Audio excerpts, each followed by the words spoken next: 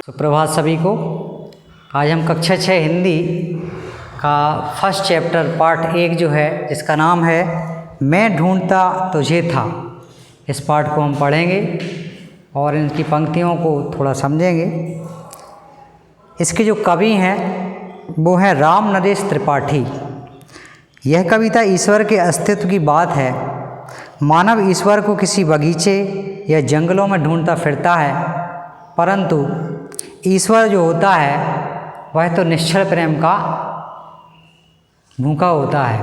मतलब कहने का तात्पर्य ये है कि वह निश्चल प्रेम में ही बसता है, इसलिए ईश्वर को दिखावे की आवश्यकता नहीं है।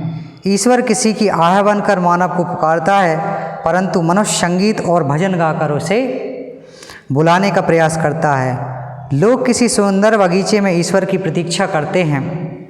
लोग उसको समझे बिना मान सम्मान और धन में उलझे रहते हैं, परंतु ईश्वर इन सब में नहीं होता, क्योंकि वो तो निस्वार्थ भाव का भूखा होता है। निस्वार्थ भाव में अपने को पाता है, इसलिए मनुष्य सिर्फ दिखावा ना करके निस्वार्थ भाव से ईश्वर की भक्ति करना चाहिए। आइए इस पाठ की कुछ पंक्तियाँ जो हम पढ़ लेते हैं। मेरे लिए खड़ा था दुखियों के द्वार पर तू, मैं बाट जोता था तेरी किसी चमन में, बनकर किसी के आंसू मेरे लिए बहा तू, आंखें लगी थी मेरी मान और धन में, बाजे बजाकर मैं था तुझे रिझाता।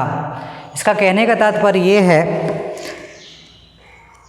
कि भगवान जो है वह दीन दुखियों की आवाज़ सुनकर तुरंत प्रसन्न हो जाता है। मतलब कहने का तात्पर्य ये है कि यदि व्यक्ति निस्वार्थ भाव से ईश्वर को पुकारे तो ईश्वर बहुत जल्दी उसकी सुनता है, परंतु यदि हम धन की इच्छा करते हैं, लोभ मोह इसके वशीभूत होते हैं, तो ईश्वर हमें मुश्किल से मिलता है।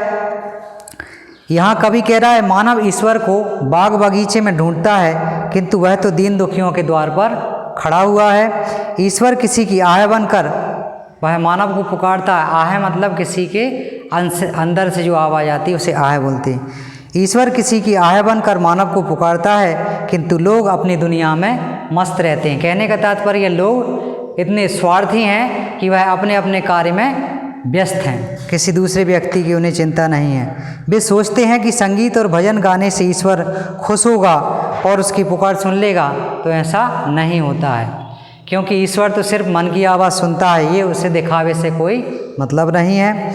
लोग संसार में उदासीन होकर ईश्वर को खोजते हैं, परंतु वह किसी के पतन को उत्थान में बदलता रहता है। यहाँ पे कुछ पंक्तियाँ आई हैं। तब तू लगा हुआ था पतितों के संगठन में, मतलब गिरे हुए के संगठन में जब लगा हुआ था, मैं था विरक्त जग में इसकी अनित्यता पर। अनित्यता मतलब जो नित्य नहीं है। उत्थान भर रहा था तब तू किसी के पतन पर। जैसा कि मैंने बताया कि क्योंकि ईश्वर तो गिरे हुए को उठाने में लगा हुआ है, वह छोटे से छोटे व्यक्ति की आवाज़ को सुनता है, दीन दुखियों की आवाज़ को सुनता है, और उनके पतन मतलब उनके गिरे हुए व्यक्ति को उठाने में लगा हुआ है। लोग संसार में उदासीन होकर ईश्वर को खोजते हैं। उदासीन होकर मतलब एक विचलित होकर व्यक्ति ईश्वर को खोजने का प्रयास करते हैं, परंतु ईश्वर नहीं मिलता है, क्योंकि वह तो सच्ची भावना और निस्वार्थ भाव में ही उसका वास होता है। वह किसी के पतन उत्थान को बदल रहा होता है। कब ईश्वर किसी को उन्नति प्रदान कर दे या कब किसी को अवनति पतन के रास्ते पर ले आए, ये हम कह नहीं सकते। इसलिए ईश्वर को सिर्फ सच्चे भाव से ही हमें स्मरण करना चाहिए। आइए इसकी दूसरी पंक्ति को देख लेते हैं। तू रूप है किरण में, सौंदर्य है सुमन में। यहाँ पे कवि कह रहा है कि तू किरण में है। किरण मतलब जो सूर्य की किरण होती है। तू रूप है किरण में, सौंदर्य है सुमन में। फूल जैसा सुंदर है और किरण में भगवान का वास है, सूर्य की किरण में। तू प्राण है पवन में। पवन मतलब हवा में भी ईश्वर का वास होता है। विस्तार है गगन में। गगन मतलब आकाश में भी ईश्वर का विस्तार रूप पाया जाता है। हे दीन बंधु ऐसी प्रतिभा प्रदान कर तू, देखूं तुझे दृगों में मन तथा वचन में।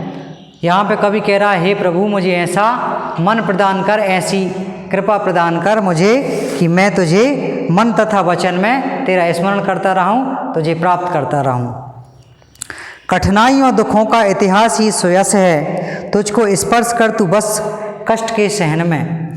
यहाँ पे कवि कह रहा है कठिनाइयों दुखों का इतिहास ही सुयस है। कठिनाइयों और दुखों के बाद ही ईश्वर का मिलन हो सकता है, क्योंकि जब तक व्यक्ति सुखी रहता है तब तक वह ईश्वर का भजन ना स्मरण करता है। जब उसके पास कोई कष्ट आता है या उसके ऊपर कोई विपत्ति आती है तभी वह ईश्वर का गुणगान करता है, तभी ईश्वर का स्मरण करता है। तो यहाँ पे कवि का कहने का अर्थ यही है, तुझको समर्थ कर तू बस कष्ट के शहन में, दुख में न हार मानूं, सुख में न तुझे भूलूं। यहाँ पे कवि कह रहा है हे प्रभु, ऐसा मेरा मन बना दो कि किसी भी प्रकार का मेरे ऊपर दुख आ जाए, संकट आ जाए, या अच्छे से अच्छा मेरे ऊपर समय आ जाए, सुख आ जाए, फिर भी मैं आपको ना भूलूं। ऐसा आप मेरे ऊपर कृपा करें। दुख में ना हार मानूं, सुख में ना तुझे भूलूं। और किसी भी प्रकार का दुख आ जाए फिर भी मैं संघर्षशील ही बना रहूं, मैं हार ना मानूं, ऐसी मेरे ऊपर कृपा करें। सुख में ना तुझे भूलूं, और अच्छे से अच्छा समय भी आ जाए, सुख का समय आ जाए, फिर भी मैं आपको ना भूलूं, आप मेरे ऊपर ऐसी कृपा करें। ऐसा प्रभाव भर दे मेरे अधीर मन में, इसलिए मेरा जो मन विचलित मन है ऐसा प्रभाव कर दें कि मैं आपका ही स्मरण दिन रात करता रहूं। इसी क्रम में आज हमने ये पाठ पढ़ा। तो यहाँ पर कहने का तात्पर्य यह है कि कवि ईश्वर की महिमा का गुणगान करते हुए वह बार बार कहता है कि मैं किरण में हूँ, किरण के रूप में उपस्थित हूँ, पुष्प में सौंदर्य के रूप में उपस्थित हूँ, पवन में प्राण और गगन में विस्तार के रूप में स्थित हूँ। इस प्रकार हर कण कण में प्रभु का वास है, सिर्फ उसे सच्चे मन से और निस्वार्थ भाव से पुकारने की आवश्यकता है। तो आज हमारा ये पाठ था जिसका नाम है मैं ढूंढता तुझे था, अर्थात यहाँ पर एक विचलित मन भगवान को ढूंढ रहा है कवि के मन में। आशा करता हूँ आपको पाठ समझ में आया होगा। धन्यवाद।